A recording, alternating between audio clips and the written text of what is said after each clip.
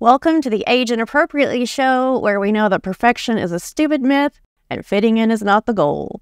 I'm Mandi, your hostess of Inappropriateness, and I'm so excited to hang out with you today. This episode brings you three mighty forces of authenticity and creativity. A mother and her two daughters that I am super duper crazy inspired by, and I'm pretty sure you will be too. Sally, Margo, and Shelley Tantau. The same day this episode launches, a monster huge dream of mine is coming true. Margo interviewed me on her podcast, Windowsill Chats, a show that I've listened to since the very first episode aired a few years ago. I met Margo in 2019 at an art business conference, and since then I have been taking classes from her. I have participated in multiple creative communities that she leads, and most recently she has been my mentor in an amazing program she offers called the Shared Studio Sessions. She encouraged me to start this show, and you can hear more about that on her podcast that I'm linking to in the show notes. Those of us who have been listening to Windowsill Chats have heard bits and pieces of Margo's journey and have fallen in love with her and her family. We talk about how each one of them has carved a path during their lives that most people would not find typical. And I wanted to ask Sally how she encouraged her daughters to become these powerhouse leaders who also have the most gracious spirit. So we talk a little bit about that too. And then my fangirl nerd fantasy happens when Margo pulls out a box that she said she hasn't opened in about 30 years. And she shares with us her original wire chair sculptures. Those were her first successful venture in art business. And I have been dying to see those forever. And I'm so proud that I'm able to share that with her other fans. So make sure you watch the video on YouTube or Spotify if you want to see that. The title is Tantau rhymes with wow, because that's how I remind myself to say their name correctly. And so much about these ladies is wow-worthy, as you will see right now. Enjoy the show. Hello, listeners and podcast land. For this episode, you might need to wear protective gear because I am so excited that I might combust into a cloud of glitter. I have the honor of hanging out with three super cool women today. Let's introduce you in the order of who I met first. You know and love her from the hit podcast Windowsill Chats.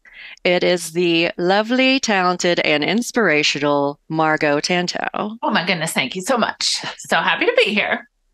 And somehow the planets aligned, and I was able to convince her to bring along her glorious mother, Sally. Thank you. Seated in the middle. And her phenomenal sister, Shelley. So happy to be here. Thank you. Welcome, ladies. Welcome. How did we manage to, the three of you, I believe, are very busy. How did we manage to find a time that worked for all of you? You know, sometimes the glitter aligns. Yes, the glitter aligns. I love it. Yes. So I highly recommend that audience, you listen to the Windowsill Chats episodes that star each of these ladies, and you can hear their origin stories. So I'm not going to kind of repeat those types of questions. We're going to do some more sort of age and maybe just fun hangout type activities. So after, I've been listening to Windowsill Chat since day one because I knew Margo before it began, and have been a Margo fangirl since 2019 when I met her. But when I listened to you interview your mom in the fall of 2021, I thought, oh my gosh, I want to join that family. Maybe they'll adopt me. Not that I don't, love my own family, but I thought how amazingly cool. Your family just sounds so creative and inspirational, And then I listen all the time since Margo tells so many great stories about Vashon Island on her podcast. I have been actually looking at real estate listings. I love that's how it starts, Mandi. I am obsessed. Like, I totally want to live there and hang out with you guys and the pie guy, and well, we do keep importing our friends to the island. It happens. So come on. It is magical. It is a magical spot, and each of us are thrilled to be here. Yes. Absolutely thrilled to be here. Yes. All of the pictures that you guys post just look like a dream. So I know Margo was the first to move there. And then how long did it take for you to convince the rest of the family to join? It didn't take too long. The great thing about Mom and Dad's moving here was that the right house opened up. I'm here because of a dear high school friend and his husband, and then coming to them, I had another dear friend that lived next door to them, and their Mom and Dad's house is kind of the third point in the triangle. So really, so like all your people, they're all your surrounded people on the same street. Exactly, they're all walking distance, and have dinner together, and here, take some flowers from my garden. Right? That just sounds like a dream. And then it is. It is pretty great. Picture like a little village. And it had all the right space and garage space and all that. And then we got Shelley here because she found the ideal house too. Are you also within walking distance, Shelley? No. It's funny because I am on about 15-ish minutes away on another part of the island. And when the house became available, I was still in California, and I immediately messaged Margo, like, oh my gosh, you got to go look at this house for me. And she said, it's not on the way to anything. And I said, exactly. Right. It's been really wonderful to live this close to each other because it's been a long time. And I think it's been better than any of us thought it was going to be. But it is nice to not all be right on top of each other. I think it's healthy. You live a healthy 15-minute commute away. Exactly. That's nice. Yes. In case people that are listening don't obsess over and listen to Windowsill Chats all the time like I do, can you tell us a bit about where your beautiful island home is? Oh, sure. So Vashon Island is in the Salish Sea, which is the Puget Sound also. If there's the Olympic Peninsula, then Puget Sound, and then Seattle and the mainland. And at the top of that is Victoria Island in Canada and Orcas and all those, islands up there. And then Vashon is at the very bottom. So it's closest to Tacoma, if you will. And I hadn't even heard of it until about, a dozen years ago. And this friend of mine said, oh my gosh, you're going to love it. It's just like where we grew up, which was a small town in Northern California. And the clincher is, which is the cool thing, you have to take a ferry to get here. It's only 15 minutes, but that doesn't include the line and the la la la la la. But it's a filter, if you will. And you can be in the hustle and bustle. You can just land. You can come in on a plane. You can come through town, and you take this 15-minute ferry ride, and then you're in this rural, beautiful island. And everybody says, if you ask somebody why they're here, really the most often spoken answer, I think, is community. The community here is it's just what we all strive for, is a place to feel like you're with like-minded people, even though you didn't know them 5 minutes ago. And the grocery store has every fab thing that you'd need, and the movie theater is awesome. It's about the size of Manhattan, but it has 11,000 people, so it's very rural. Mother Sally, Yes. I listened to your episode. I listened to all of your episodes twice, preparing for this interview, and I just am more in love with all of you because of that. But in your episode, Margo said that you grew up in the Midwest, but she didn't say exactly where. And you mentioned something about going into St. Louis. Are you from Missouri? No, I grew up in Decatur, Illinois. My parents were both from St. Louis. Okay. And so I grew up there, and then I went to the University of Michigan, and then I sped my way to California and started in San Diego and have just kept moving up the coast. Yes. San Diego, then San Francisco, then the Napa Valley. When we moved to the Napa Valley, the county had 24 wineries, and now there are 700. Wow. So it's changed dramatically, Mm-hmm. and we watched that growth. So, but when we moved there with only 24 wineries, you knew everybody. You just knew everybody. Like living here. Yeah, You were there to see it all happen before it exploded.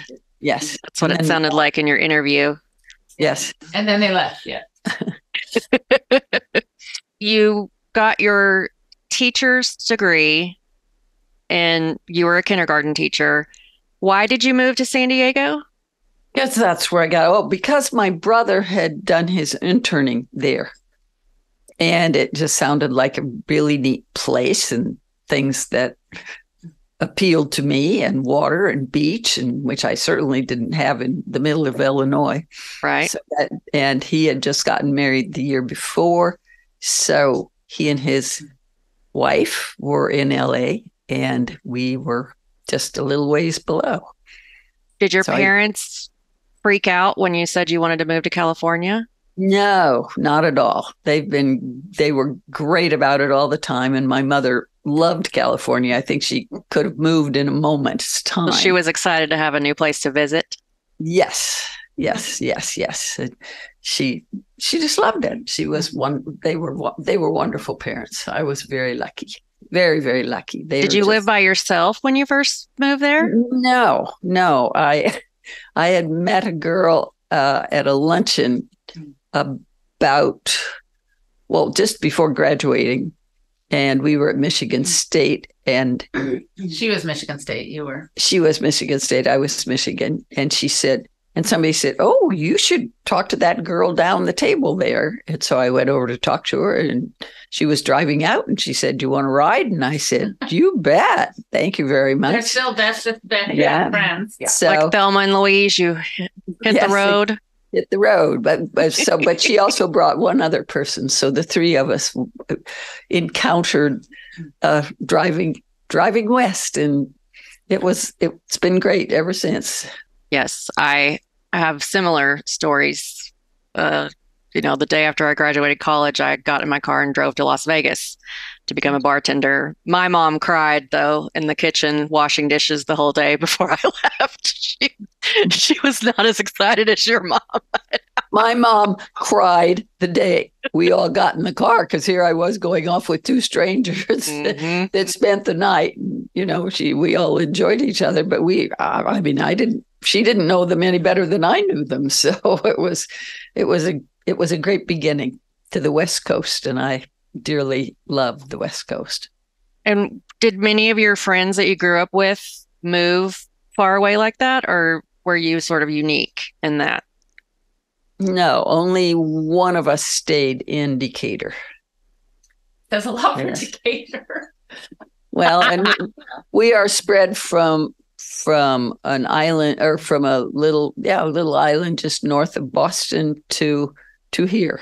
Yeah, she has the unusual, at least in my mind, there's a group of, I don't know how many, you'll tell me. 9 of them that went K through 12 together. And they still, they just stopped getting together pre-COVID. Like every other year, they would all gather at, maybe in South Carolina, or maybe out here, or maybe, and they still, keep up with each other. And it's pretty special to have that. That is very special. Group of friends. Wonderful. Mom does not let people get out of touch. She's very good. Well, none of us do, basically, and we all do Zoom now once a month, and that's Oh, that's so great. Yeah. That's wonderful. So you moved to San Diego. You were a kindergarten teacher there, right? That was an experience because I hadn't had one day in kindergarten teaching before I was plumped into it, and it was. You didn't have to do practice teaching or anything before. I did practice teaching in second grade. It was a bit of a shock because it was back before there were any aides of any kind, and I had 45 kids in the morning and 45 in the afternoon. And how high were your heels? And and we wore high heels. Crazy, nutty thing to do. I don't know how we ever survived, but we 45 did. Kids by yourself that were kindergartners. Twice a day. Different ones in the morning from the afternoon. So 90. Goodness. I kept saying, And all in high heels. and I kept saying, that's 180 parents. Oh boy, to keep happy. They were, for the most part, they were really good. They were innocent. When I was in college, going through Mom's recipe box and finding one of those metal recipe things, and it was all alcoholic. It was all drink recipes from San Diego.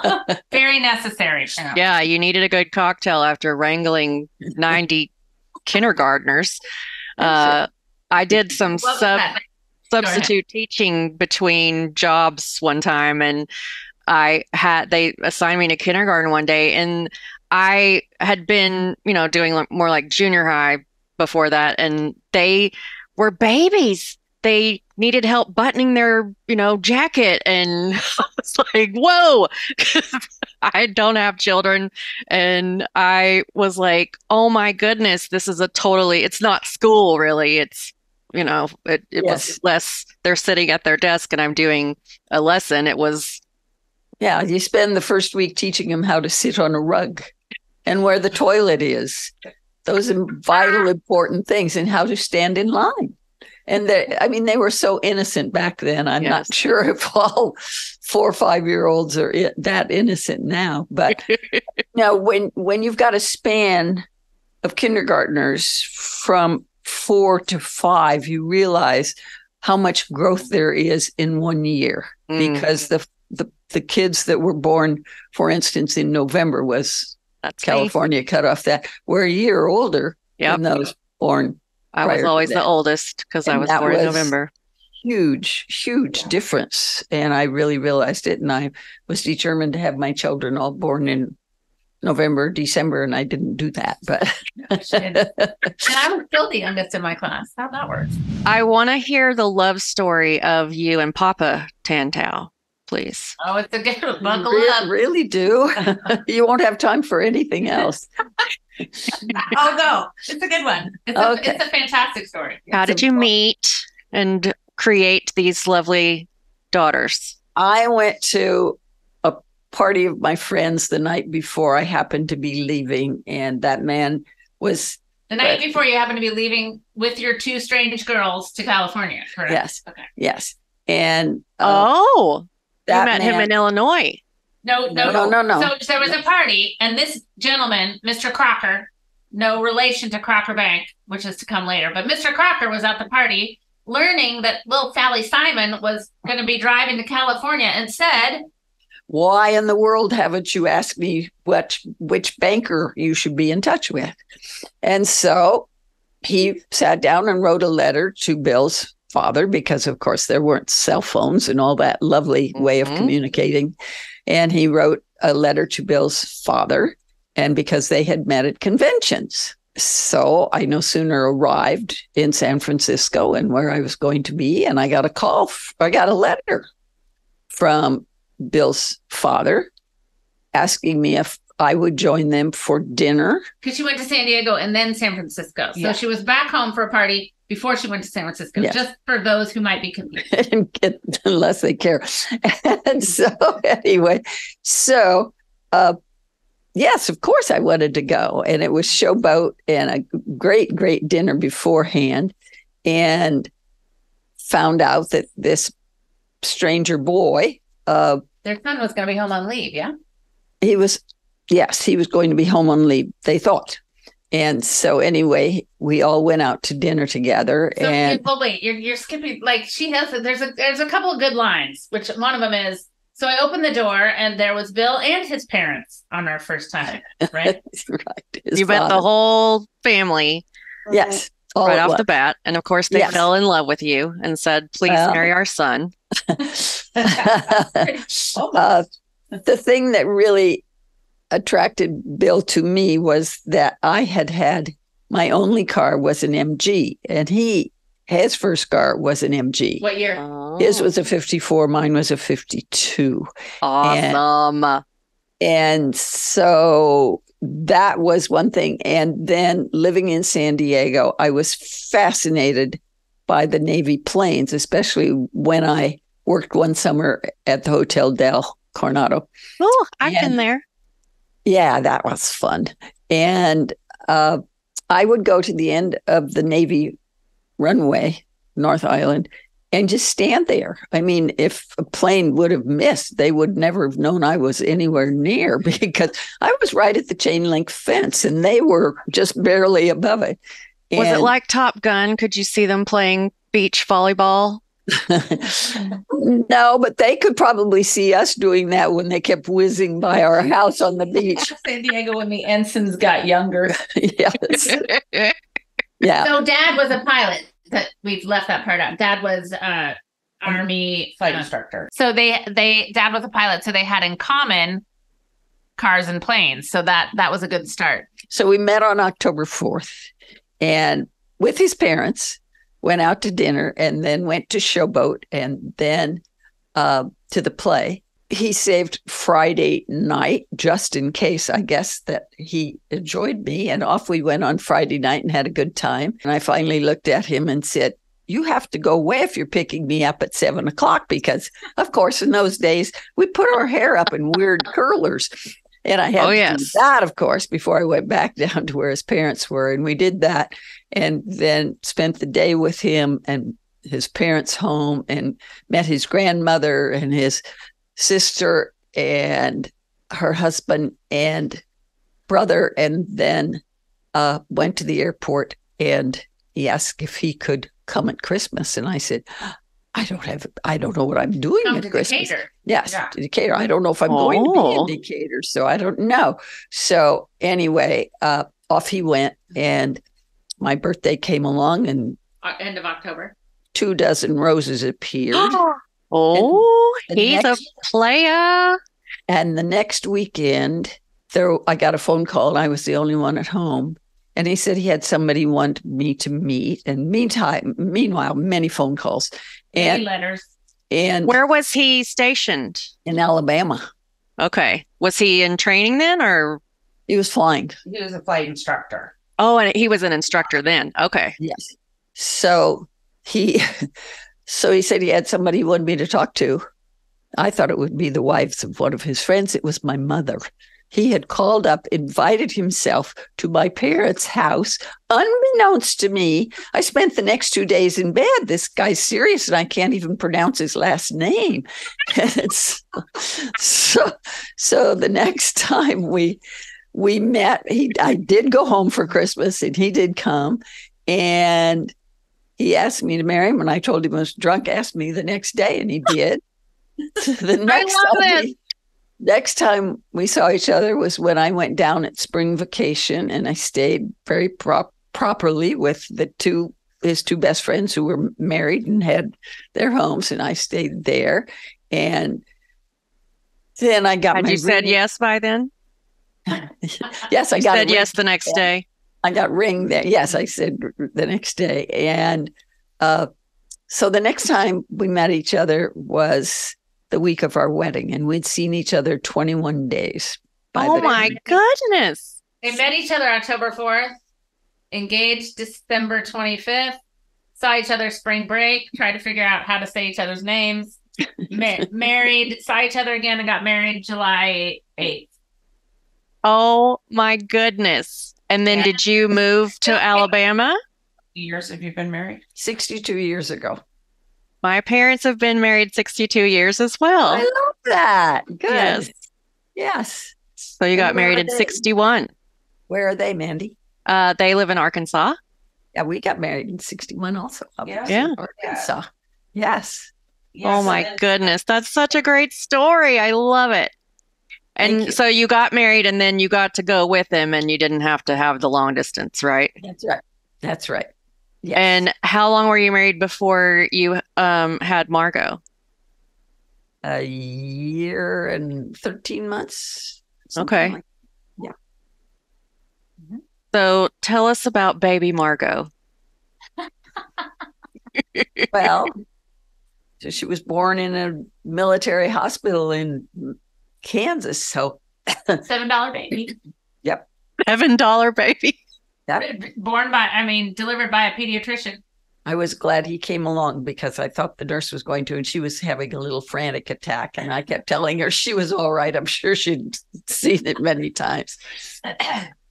And so how many years apart are Margo and Shelley? 3 years, 8 months. Oh, okay. So then Shelley came along. Where were you living when Shelley was born?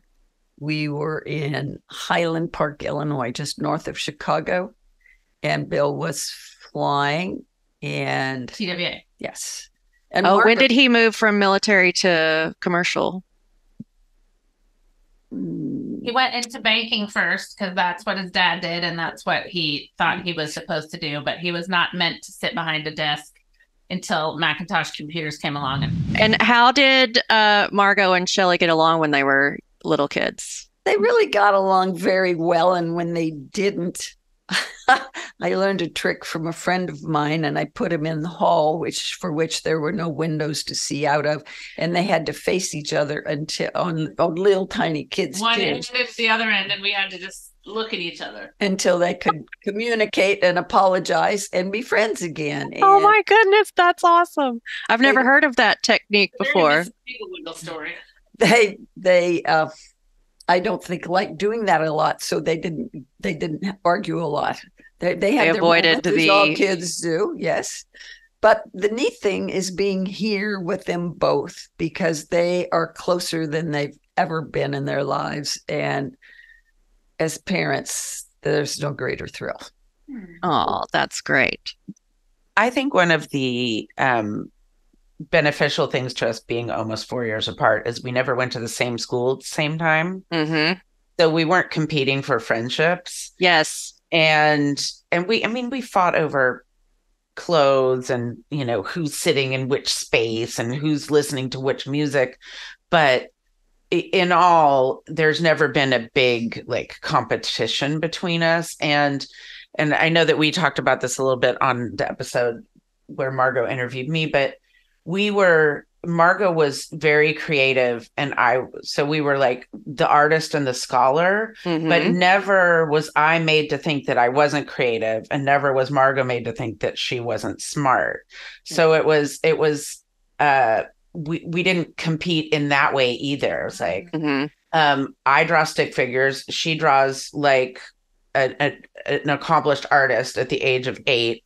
And that's just how it was. And I am better at Trivial Pursuit than you are because my brain I love Trivial Pursuit. And you wrote poetry. You want Shelley on your team when there's anything that anyone needs to remember, and you don't want me on your team. Unless it's Pictionary. Oh, right? Yes. Do you guys play a lot of games? It's a good balance. We play a lot of dominoes. We play dominoes. We put together a lot of puzzles. Yeah. Mm-hmm. My family does too. We used to get a new puzzle every Christmas. And Yep. This one. Yeah. We do a lot of puzzles and we just have fun creating together now, I think. Because as somebody who works in a more scientific field, it's nice to have creative outlets. Mm-hmm. And so we'll sit together and make earrings and watch true crime. And just, spend, 3-5 hours go by very quickly. Mm-hmm. And we laugh. We do a lot of laughing together. I love that. Yeah. But I really think that the fact that we never were in direct competition with each other really helped helped build a foundation where we just never needed to be. Right. My And sister's so- 5 years older than me, so I can understand what you're saying there. But I was envious of the sisters who were like, 1 or 2 years apart, because they seemed like they hung out more. My sister always outgrew things right when I was getting into them. She would be like, I'm too old to play with Barbies now.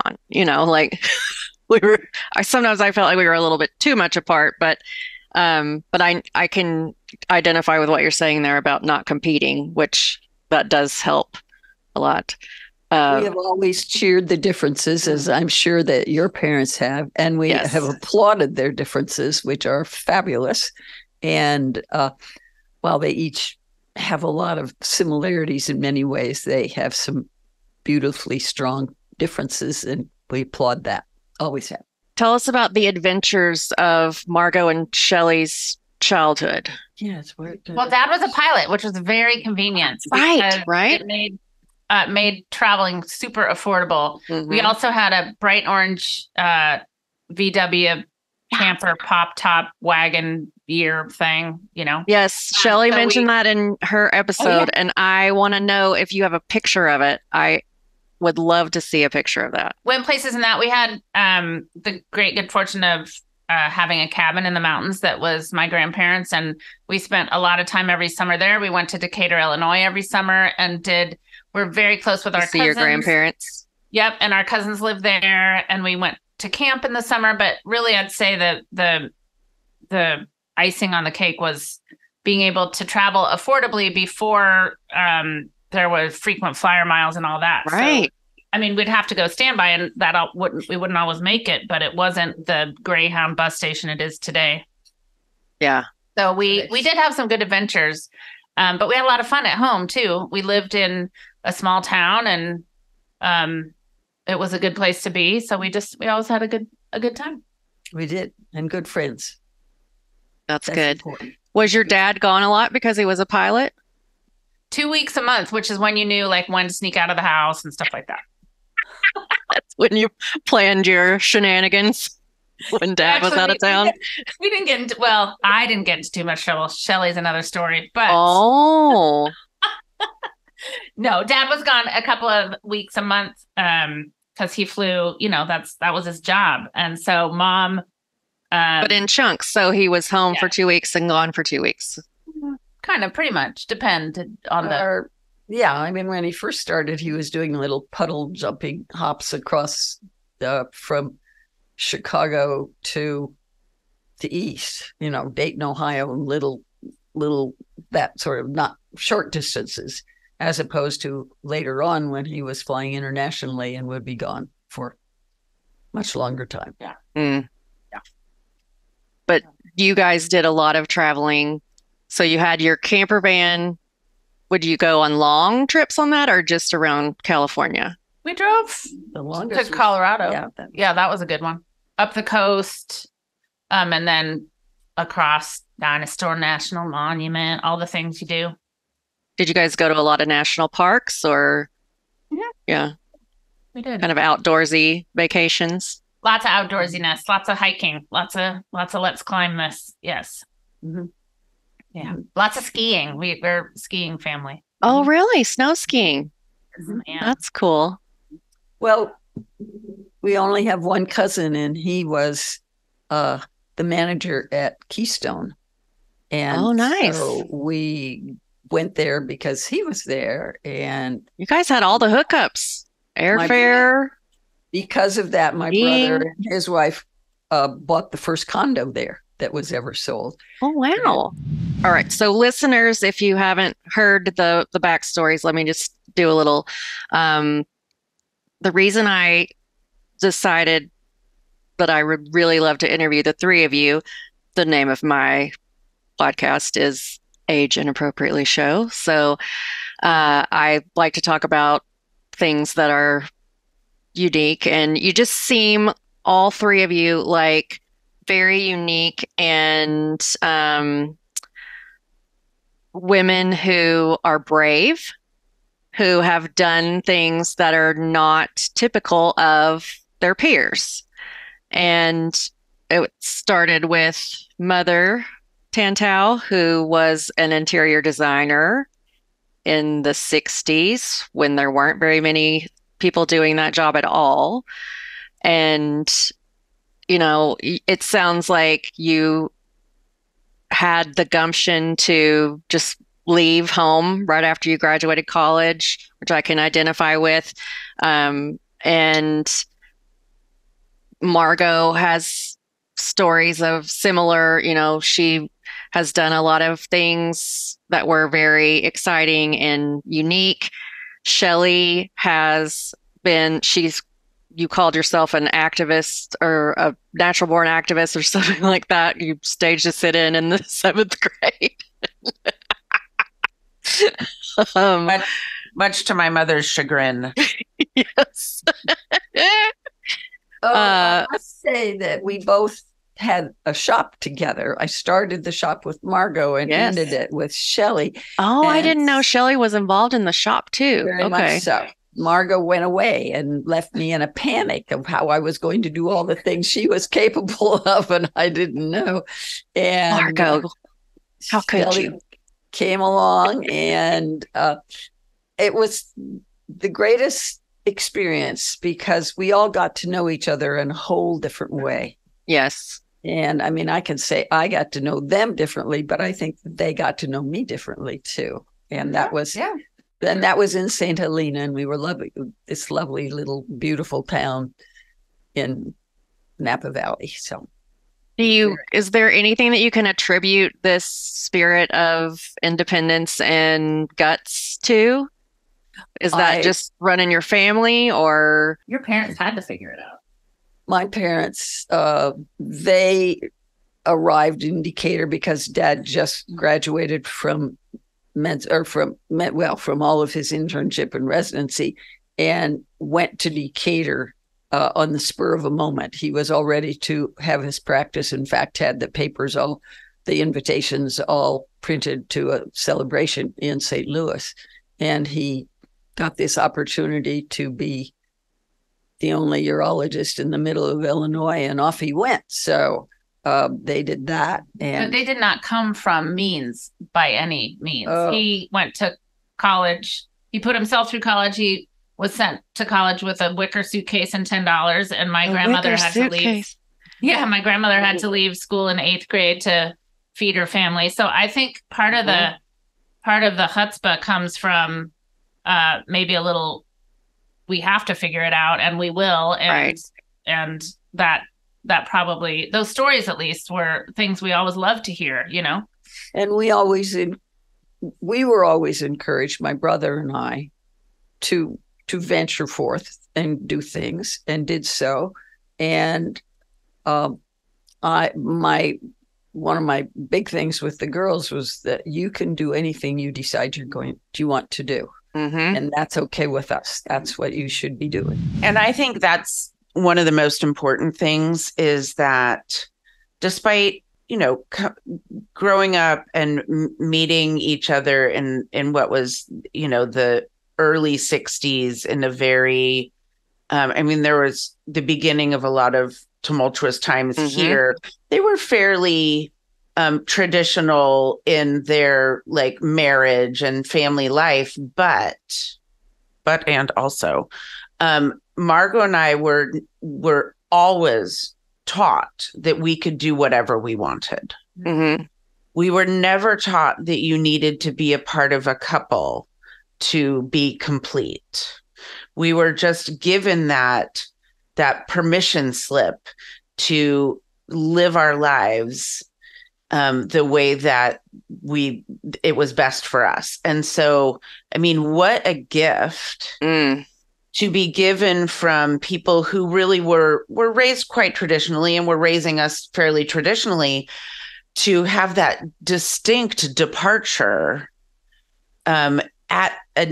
during a time where it was not common. Mm-hmm. And so that's something that we both have really, it's as I said, a permission slip. It's really allowed us to blossom and make our own mistakes and forge our own paths of growth. So I think that's a really important foundation. How did you become that way, Sally?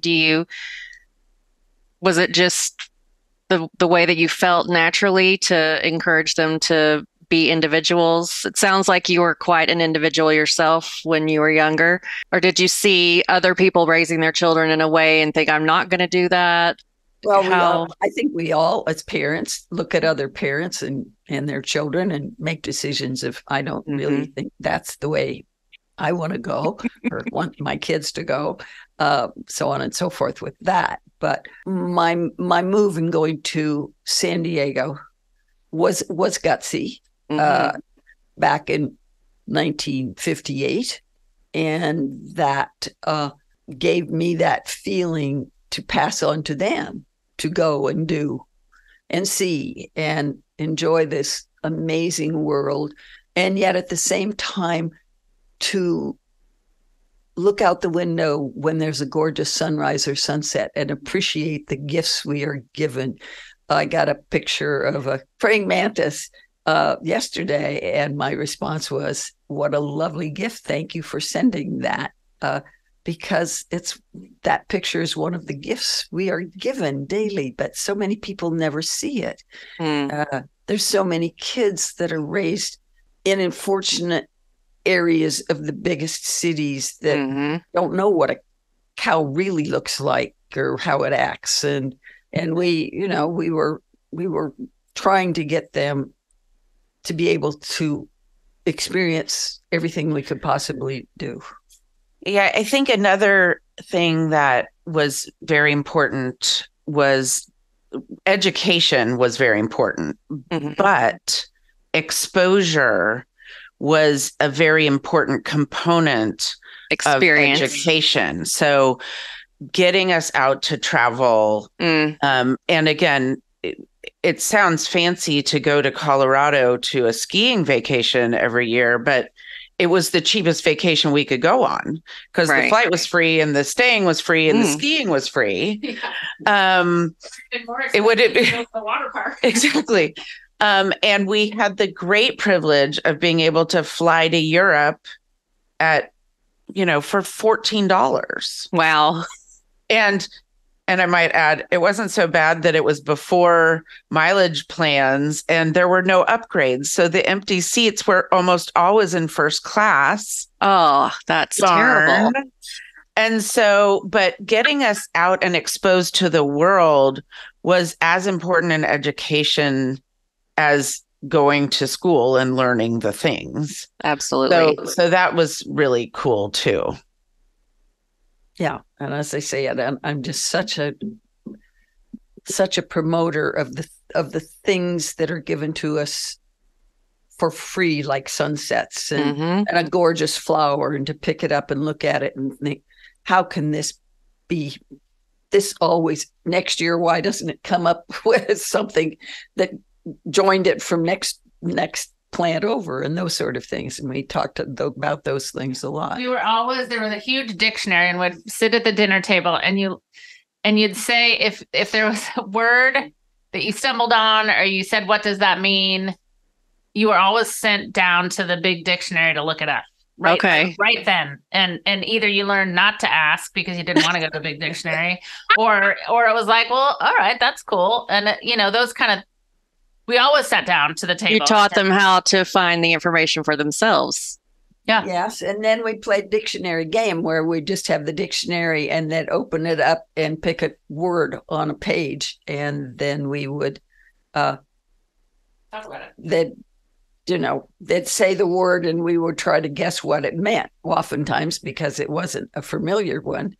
And then we'd all talk about it and learn that way. So yeah, just always exploring. Oh, fantastic. Thank you. Because your mom is an interior designer, do you guys feel the pressure when you're decorating your homes? Is she involved in your decorating or... We always love that part. Shelley's wicked good. I have my interior design certification. We liked it. I right You out liked of having your college, mom's I went influence. into that kind of work. And yes, I think it was an amazing influence because she would, and I know we said this on the podcast before, but it was like she was talking about noticing the flower. You'd walk down the street in San Francisco and you'd be like looking up, noticing the architecture on the building, or, I'd go with her to a design showroom and she'd say, okay, she'd be flipping through these fabric wings and be like, okay, that one's good for Betty and Andy. That one's good for the Mondavis. And I'd be like, how are you keeping all that together in your mind? But she just always, her mind worked that way. And we were always exposed to it. Like everything else, it was brought into, we talked about it at dinner. She shared all that with us and we liked it. And we each have our distinct styles, but kind of really love setting up a home and setting up a space. Mm-hmm. And Mother Tantau, do you judge what they do, or? I want to tell a funny little story. Please so do. When I was moving up to the island 2 years ago, I got rid of all of my old furniture, and my sofa that I had for 25 years was the most comfortable sofa ever known to man. And I remember saying, like, sending a text, I think, to the two of them, I'm thinking about getting rid of my sofa and getting a new one. And it was like, yes. Thank God. Because it was very like rolled arms, and it was very 25 years ago. So I ordered a new sofa for the new space, and Mom was convinced that I should have ordered the smaller sizes of the sofa, like 100% convinced. And I was like, no, it's the right size. And so it came, she was like, you were right. It's the right size. And there was another one that and when I bought my house in Napa, what the gift I've gotten from her as far as this is, I have a vision, like I can really see the possibilities. And that applies to everything, people, spaces. And so I walked into this house and it had structurally everything that was on my checklist, but the walls were all mauve in varying shades. Like the Golden Girls house? With 25 years of smoke tar stains on top of them. And she went with me before we touched it, when they were still living there, when the inspection was happening. And I think that she had a conversation with Margo about like, oh, I don't know. What is she thinking? And you would never have known that that's what we walked into. And so I think that's one of that thing is like, we have these gifts that we're given. And also we are so comfortable in who we are that we don't feel that pressure. Like, what's Mom going to think about this? It's like, I know my mom's going to love it. Yeah. I know that no matter what I create. So I mean, another incredible gift that whatever we create is going to be fully supported and lauded. And so that's another one of the gifts. Look what I created. So what the heck? Two amazing women. Yes. That's why I was hoping to join this trinity together to delight our listeners. Thank you, Mandi. Trinity. Tantau Trinity. So I'm assuming that you're retired, Sally. Well, I am, only because there isn't a lot of ease to getting to a design thing, and designing has changed since I was doing the bulk of it. But I will design forever. I first designed when I was 5 years old. I would rake leaves into house plans. And so it's just part of me. My parents built a home when I was 2. And so that was just, I strongly believe that things we are really exposed to when we're very young, come around and say, "Hey, remember me?" Mm-hmm. They embed themselves in you. Yes. Yeah.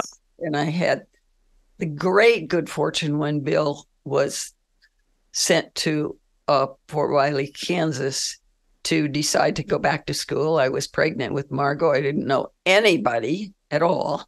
And I took myself over to Kansas State and walked in and talked to the person there and did design.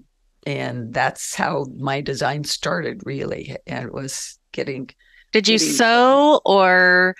Never sewed. No? No, I don't sew. If you want to talk about the unfinished projects, I can't throw stones at that.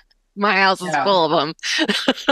But I do think that one of Mom's instructors when she was at Kansas State University was, I think, very instrumental in helping you form a lot of these ideas and independent thoughts, and helped in how you raised us. Talk a little bit about her. Opal Hill was a fantastic human being, and I wish somebody in Manhattan, Kansas might remember her as I do, because she was truly one of the strongest mentors of my life. And she was determined that I was going to do design.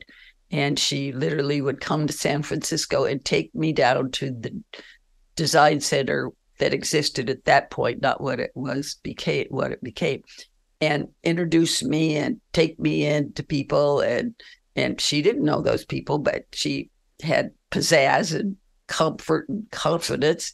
And she just marched me in there, and of course my eyes just sparkled, and I got more and more excited, and that's really what pushed me to do what I had loved doing literally all my days. I almost went in, took a class at Michigan, but I had taken my sophomore year, did not turn out with good grades, and so I ended doing education because I knew I could graduate with that. Right. Yeah. Well, those things, those side steps along the way. So you always kind of thought that you wanted to do interior design. Always. Okay. But you majored in education because so you could graduate. Yeah. Yep. I was wondering how you chose to take those classes when you went back to school, but you had been wanting to do that inside while you were a kindergarten teacher.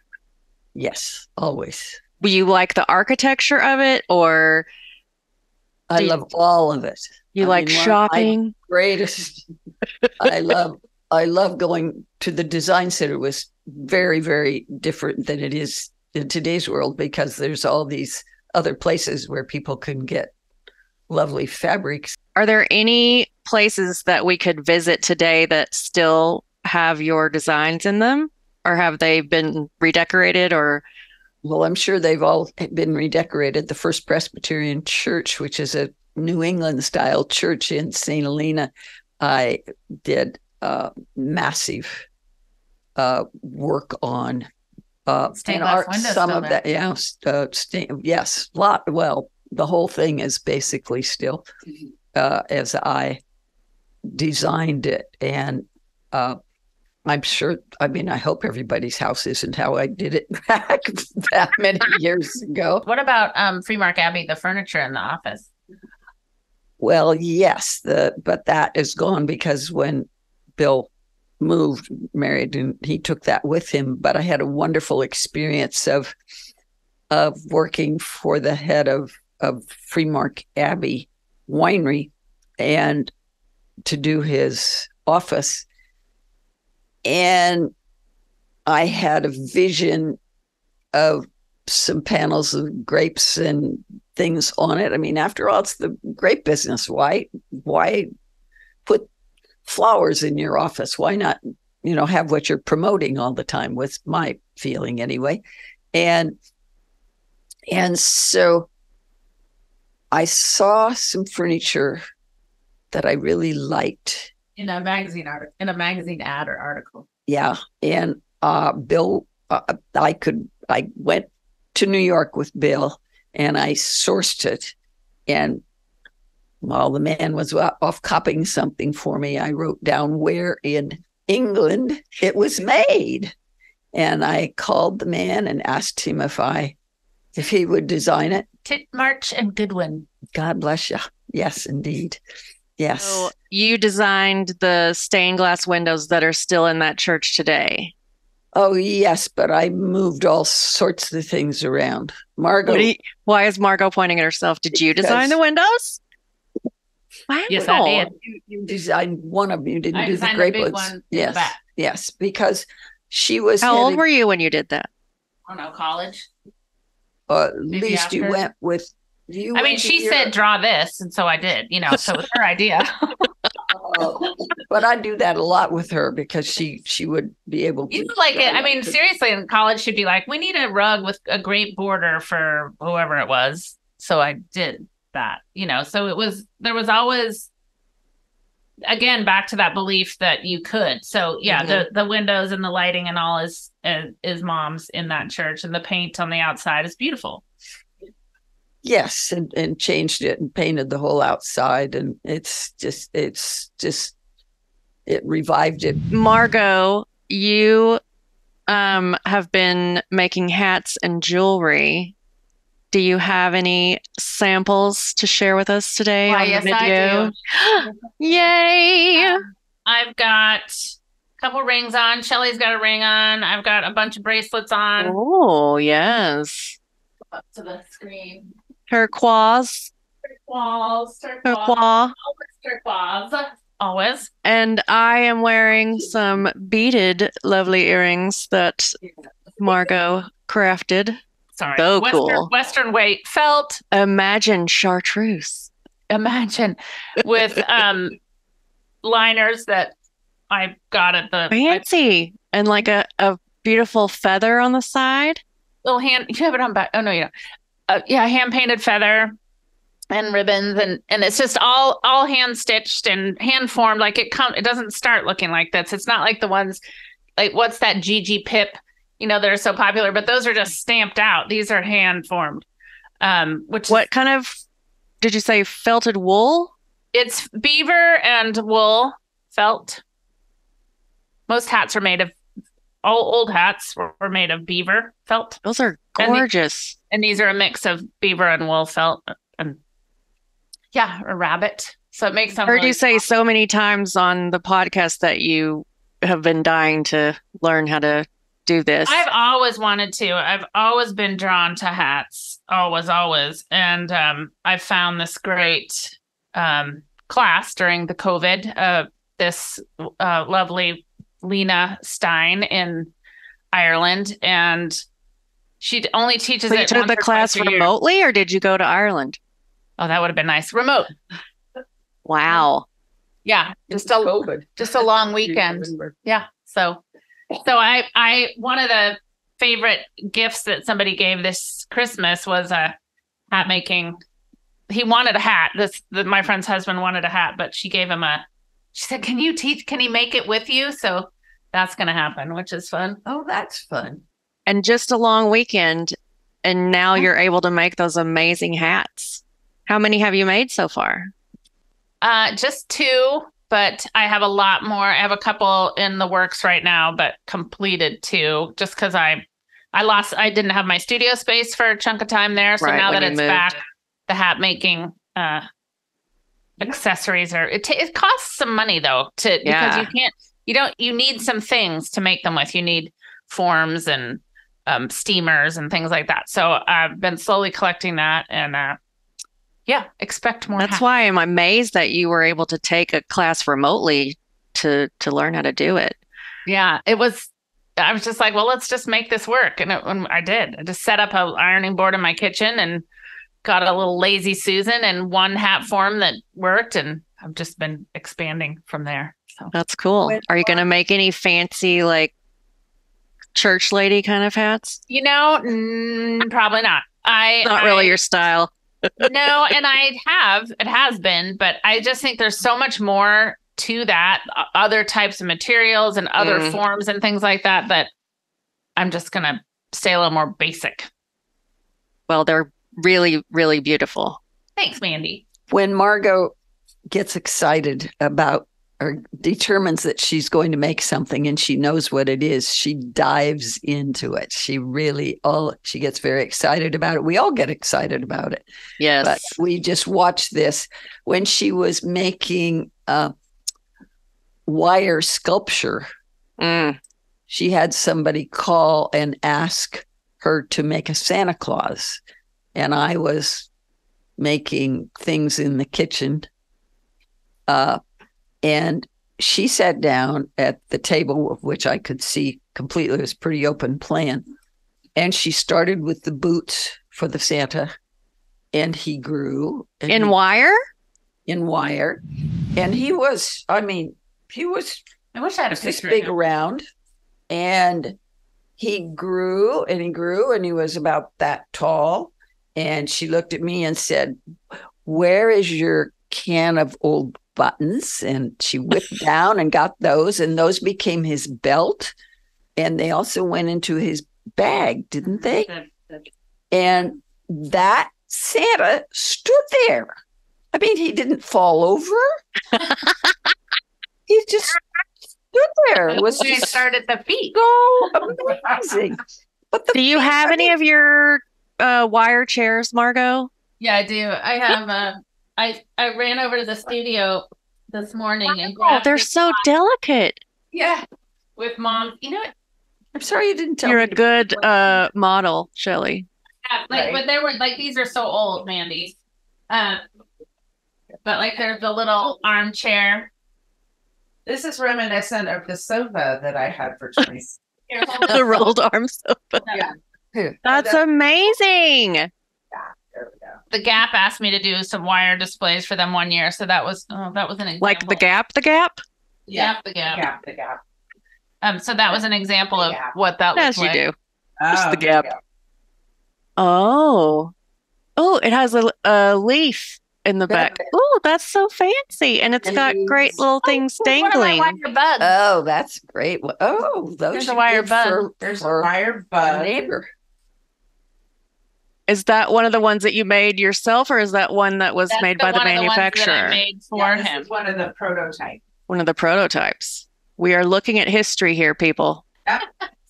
Oh, here's a I don't know what's on. Oh, that's a simple one. Oh, I love that. That's just so I used like the mesh for like espresso machine. Oh, wow. Wire. I used to know where all the cool wire places were around the around and around. Oh, here's it. Oh, this was a popular one. Yes. I love that. It's like a little cafe chair. Super cute. Yes. And then I did a wire portrait of Cooper. What? This Christmas, or for Johnny's birthday, for his dad's birthday. Yeah. And it's pretty big. And that big. You look at it and you know exactly that's Cooper. It's not just right. a wire face shape. Did you, to make a portrait out of wire, do you like put nails into a board and draw it that way, or is it just all freeform? Oh my goodness. Yeah. It's very exciting it's to watch. Drawing, but I draw best in 3-dimension. Right. I really have always found that I can. Oh my gosh! There's something in here I forgot. Oh my goodness! Hold on, everybody. It's like hunting for treasure. Wow. We're finding buried treasures. Oh, that's great. Ooh, what is that? Is that a boot? It's a boot. It's a vintage Victorian. Oh my goodness. That is so cool. Like a Victorian lacy shoe / booty. That is really cool. Were those some of your mom's buttons that you stole? Yeah, probably. Yep. Detail. Yeah, those curly Q details and the heel on the shoe. It's so symmetrical and Oh my my goodness, Margo. I haven't opened this box in like 30 years. Well, I'm so pleased that you opened it for us. Thrilled you saved it. Oh, that's a jam too. Yes, I love that. I have always wanted to see your chairs. This is like such a treat. Oh my gosh, I love that one. Yeah. Yeah, that's a good Mom one. wrote on this box, best wire chairs. Margo's best. You save the best ones in a box. Except the ones that I have at home that Oh, so you have your own gallery. They don't go in the of box. The chairs. Oh, they're in my big hut. May never all fit back in there again. It'll take some Well, doing. you should be displaying them anyway. You should have like a shelf or something. Yes, she really should have a shelf right here. You Bookcase or in this room. You could have. you could put some on top of that cabinet back there and we could all enjoy them. I have a when shelf. we're watching. I have a shelf that it's just specifically for the Tin Man that she made for me. And Oh, a he's Tin Man. the Tin Man from from Wizard Right, of from Oz. Wizard of Oz. Yeah. Wow. So, Shelley, I had the pleasure of attending your vision board workshop a few weeks ago. And you were generous enough to share some with me. I would like to share my screen. For me, the lesson of vision boards is they help you visualize literally things that are in your head. So you actually bring them into your sight, and that will connect with a different part of your brain and continue to have you think about them in a different way than if you're not seeing the visuals. And so I think that vision boards are valuable tools for all sorts of creative projects, or just like for instance, this vision board is about my brand for my coaching business. And so it has things like women in circles, dancing, cheering people on, celebrating, a little magic, and maybe even a podcast. It's coming. And a margarita while you're working. Oh, I didn't notice that before. I need to do that more often. But play, be present, remember there is magic. And so this is something that I can then revisit and kind of reconnect to those pillars of what I want my brand to represent. Yes. And in the class, we worked in Canva. Is that what you always make your vision boards in? I use Canva because they make it so easy. Oh, yeah. I love Canva. There are a lot of already created templates for vision boards. And this is about just my biggest dreams, my personal, and just being completely authentic, as evidenced by the small child giving the finger while swinging. And so my biggest dream is to incorporate human healing with animal healing, and to partner with a horse sanctuary to do that someday, somehow, somewhere. So this again just helps me keep focused on those biggest dreams, and by bringing them in visually into my brain, it just ignites different pathways than if you're just thinking them up in your head or speaking about them. And so there really is some scientific or some science behind vision boards and how they work on our brains. This is one that just, I'm going to the Paris Opera in May. You are? When I'm there with a group of friends. And so I love this. This was just so like cool. dream. Is that what you're going to wear? Yeah, Dolce and Gabbana is going to gift me a beautiful gown in a size 0, and I will wear it in my crown. But yeah, I mean, so it's just igniting that dreamer, right? I just Absolutely. want to look forward to this night as just the most magical, kind of once in a lifetime experience. And so, Do you know what opera you're going to see? I don't. You just know that you're going to the opera I know in that Paris. I'm going. Somebody has bought the tickets for us, so I know that we have the tickets and when we're going. But is it a girls' trip? It's so yes, and it's a coaching trip for receiving coaching and also giving coaching. So I'm offering 2 immersion days while I am there, and I'm going with a coach who there's people who are going just for a coaching afternoon and dinner, and then there's a group of us who are in a mastermind together. So it's kind of a gathering of women from different groups. And the night before we go to the Paris Opera, my friend and coach Kim and I are going to see Taylor Swift in Paris. Taylor Swift and the opera in Paris? In Paris, because we just need to dream biggest and make it happen. Have you ever been to the Dior Gallery? Yes. I went to that this summer in Paris, and it was maybe one of my favorite days of my entire life. Yeah. I was going to say you should go if you haven't been, but I'm glad that you've been. I will go again. Absolutely. There's just something about Paris. It's Paris. And so this is another kind of dreaming business. So my business dreams vision board and more along those same lines of gatherings of women and really remembering connection and play and authenticity and yet dreaming of where that's going to grow into. Did you have horses when you were young? How did you fall in love with horses specifically? Well, I was a horse for the first few years of my life. We have had a horse here and there, and I've been exposed to horses. That she whinnied more than she talked. She really did. I did. I wore a ring around the dining room table when I galloped around the table, and I whinnied to the point of being able to communicate with horses. I didn't know what I was saying, but they interpreted it some way because they all reacted.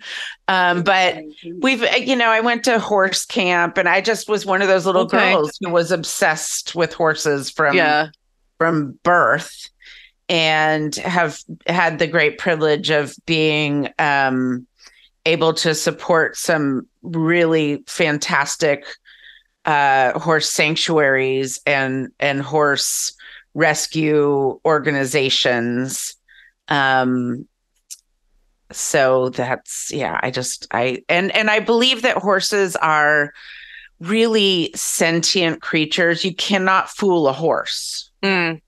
You like can't. Kids know immediately if you're a good guy. Excuse my or language. not. You can't bullshit a horse. Yeah, they will call you on it and make you pay for it. So there's a great tenderness in bringing a healing human in contact with a horse, because there's no words necessary. And so there's magic there too. So this vision board that you have now is one of my travel dreaming vision boards. And of course there's Paris, but there's also road trips and country villages and luxurious pools and beaches and some Italian countryside. And so I believe that travel is as we talked about early, that education and exposure to other people's and other places is just such a great education. And absolutely. Margo and I talked about that when she interviewed me. I went to England as an exchange student when I was in college, and that just really blew my mind wide open and changed. It was one of those pivotal experiences that changes your life, Yes. And the more I love this, travel far enough, you meet yourself. Because it's true. I don't know what it is. It's something you have more time to reflect or watching how you react to different strange situations, I guess, teaches you more about yourself? What is it about travel that is so? I think a lot of it is that you're in a new place where nobody knows you, and so you can be really show up authentically. Yes. And it's very mind expanding. And you've done a lot of traveling. What do you think? Yeah, I never tire of reminding myself that our country is not the center of the universe, like some would have you believe. And I just really, Mom and Dad always impressed on us that we didn't want to travel like tourists. We wanted to travel like locals. So we would try and be a traveler, not a tourist. And I just embrace it so much because it just puts things in perspective so much that you're just one of your beliefs are just yours and not everybody's. And there's great people and generous people everywhere. And there's always something else to learn. And I love traveling as a reminder of that when possible, even if it's, just to a different local place, or again, getting out in nature or whatever it is. It's just a really good reminder that we are but a tiny speck. So thank you guys so much. There are a million more things I could talk to you about. We might have to have, a second episode. The question that I want to ask all of my guests is, do you have a favorite thing that you feel is inappropriate for your age that you do? Yeah, I'll start. I have a 15-year-old, which is inappropriate for my age. And it's the best damn thing I ever did as far as best aging. Thing to keep you young, right? Yeah, for sure. Because nobody can figure out how old I am. And I'm older than they think. So I think it's about just showing up as you feel, not as your age. Yes. And as we talked about when we chatted the other day, absolutely embracing whatever that means for you. If you want to dye your hair pink, if you want to wear whatever you want to wear, if you want to skip through down that street, do it, 100%. Shelley, do you have anything inappropriate for your age that you enjoy? Oh, I think that women who are kind of self-discoverers wouldn't agree that it was inappropriate. They would say it's most appropriate to continue to reinvent and, move to a new place and start a new career and go back to school at the age of, I don't even know how old I am anymore. But I'm starting another nurse practitioner certification program. Wow. Because I love school and I want to learn and I want to show up best for my clients and patients. And so I think that there's a lot of people in the world that get stuck in the shoulds and what they're expected to do. And I hope that by the age of mid 50s to mid 60s, all of them are saying, wait a second. I hope they do it earlier, but if they haven't done it by their mid 50s to mid 60s, the shoulds are not always the best life. So absolutely, that's the point. I'm here saying live a life that you choose. Amen, sister. And I'm sure there's people that feel that's inappropriate. Exactly. When I say inappropriate, that's we're encouraging inappropriateness. It's an amazing thing when you get into your 80s because a lot of younger people think you're too old to be with. And you go to a party and those people go off with their friends, and I can be standing with Bill and talking to him. But I reach out to people and don't let them allow that to happen. And that's part of who I am. Yes. And there is wisdom in years And if you don't pay attention to those people, you miss something that is Absolutely valuable. I've always loved hanging out with my grandparents and my great aunts and, listening to all of their stories. I've always been, one of those children at the knee that loves to listen to all of the tales of family and the history of our, people. So, your very naughty daughter said how old you were, when you were Right. on her episode. And I cannot believe it.